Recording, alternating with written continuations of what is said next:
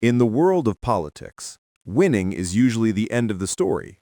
But what happens when a candidate wins his election and then sues anyway? That's the unusual question at the heart of a case now before the Supreme Court, a case that could change how and when election laws are challenged in the United States. The story begins with Republican Congressman Mike Bost of Illinois. In 2022, Bost won his re-election campaign comfortably in a district that strongly favors his party. Despite the victory, he filed a lawsuit against Illinois election officials. His target was a state law that allows mail-in ballots to be counted if they arrive up to 14 days after Election Day, as long as they are postmarked on or before that day. Bost argues this practice violates federal law, which sets a single, uniform day for federal elections. He claims that counting what he calls late-arriving ballots dilutes the value of votes cast on time.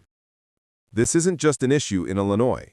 At least 16 other states have similar laws, making this case a focal point in the national debate over mail-in voting. However, the Supreme Court isn't actually deciding whether the Illinois law is right or wrong. Instead, the entire case hinges on a fundamental legal principle called standing.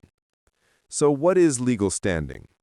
In simple terms, to sue someone in federal court, you have to prove that you have suffered a specific and personal harm or injury. You can't sue just because you disagree with a law as a matter of principle. Think of it this way. If your neighbor has an overgrown tree on their property, but it's on the far side of their yard and doesn't hang over your fence or block your view, a court would likely say you have no standing to sue them to cut it down. You haven't been directly harmed. Applying this to Representative Bost, two lower federal courts looked at his case and threw it out. Their reasoning was straightforward. Since Bost won his election easily, he couldn't show any real injury. Therefore, he had no standing to sue. But Bost's lawyers argue that candidates are in a unique position. They claim the injury isn't just about winning or losing. They point to two specific harms. First, a pocketbook injury, because the campaign had to pay staff and spend resources to monitor the ballot counting process for an extra 2 weeks. Second, they argue a candidate can suffer reputational harm if their margin of victory is smaller than it might have been. This brings us to the oral arguments held at the Supreme Court on October 8, 2025. In a surprising turn, a majority of the justices from both the conservative and liberal wings seemed open to the idea of letting Bost's lawsuit move forward. Their concern wasn't necessarily about Bost's specific complaints, but about the bigger picture. Chief Justice John Roberts voiced a major concern, calling the alternative a potential disaster.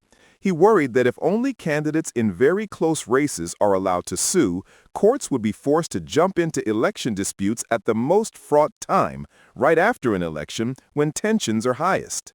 Other justices, including Neil Gorsuch and Brett Kavanaugh, expressed discomfort with a system that would require lower court judges to act like political fortune tellers, trying to predict how close an election will be just to decide who gets to file a lawsuit.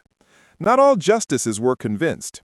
Justice Ketanji Brown Jackson questioned whether a smaller than hoped-for margin of victory is a true legal injury, suggesting it might be a disappointment but not a basis for a lawsuit. And Justice Elena Kagan, while questioning the need for the suit, also signaled a search for a middle ground, a way to allow this case to proceed without opening the floodgates to endless litigation. So why does this procedural case matter so much? The court's decision could have major ripple effects. A ruling in favor of Bost would likely make it much easier for candidates for federal office to challenge state election laws they dislike, even if they expect to win. This could shift the entire timeline of election litigation, moving it from a chaotic scramble after Election Day to a series of challenges filed long before anyone casts a vote.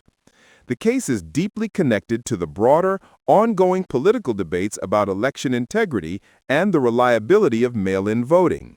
The central question the justices must answer is not about the rules of mail-in voting itself, but about who gets to challenge those rules and when. The final decision is expected by the end of June 2026, and it will set a new precedent for the role of the courts in American elections.